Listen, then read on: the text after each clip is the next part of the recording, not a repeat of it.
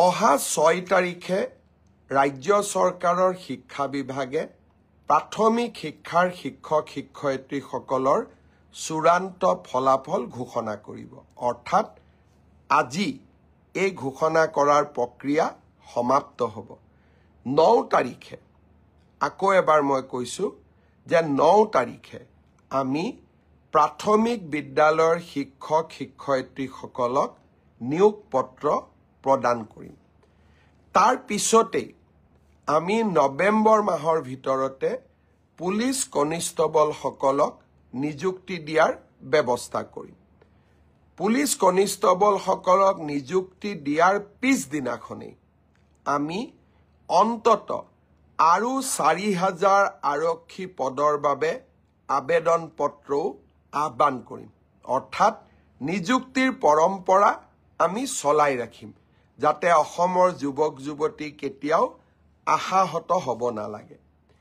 এডিআৰিৰ 3য় বৰ্গ আৰু 4ৰ্থ বৰ্গ এই পৰীক্ষাৰ এটা প্ৰক্ৰিয়া আছে।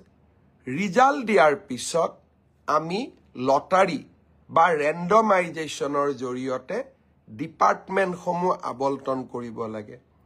ডিপাৰ্টমেণ্টসমূহ আবণ্টন কৰাৰ পিছত ডাইৰেক্টৰেটবিলাক আবণ্টন কৰিব লাগিব। আৰু ডাইৰেক্টৰেটবিলাক আবণ্টন হোৱাৰ পিছত আমি তেওঁলোকক ইণ্ডিভিজুৱেল পষ্টিং দিব লাগিব। এই প্ৰক্ৰিয়াটোত 30টা দিনৰ প্ৰয়োজন হয়।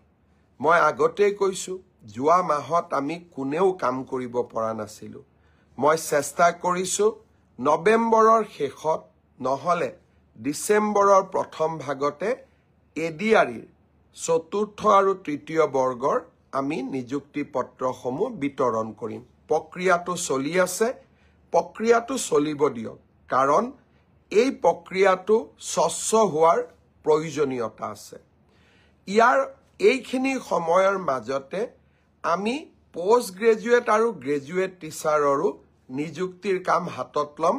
আপোনালোকে দিয়া অপশ্যন অনুসৰি আপোনালোকক যাতে আমি নিযুক্তি দিব পাৰোঁ, তাৰ বাবে শিক্ষা বিভাগে ইতিমধ্যে কাম হাতত লৈছে। মই খুব সোনকালে আপোনালোকক নিযুক্তিৰ তাৰিখটো জনাম। স্বাস্থ্য বিভাগৰ নিযুক্তিও এই মাহতে আমি প্ৰদান কৰিম। চাহ বাগিচাৰ সমাজখনৰ বাবে আমি 3% এইবাৰ চৰকাৰী চাকৰিত আৰক্ষণ কৰিছিলোঁ।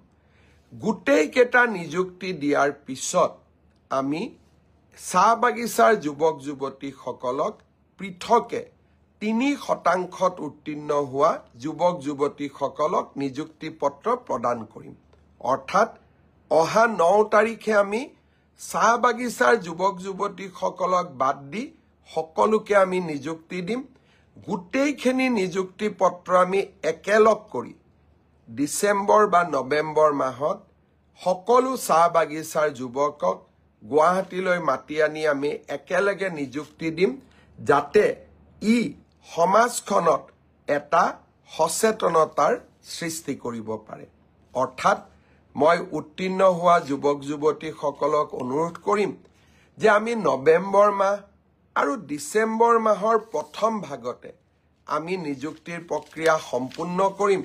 আপোনালোকে আমাক নিশ্চিতভাৱে সহযোগ কৰি যাব।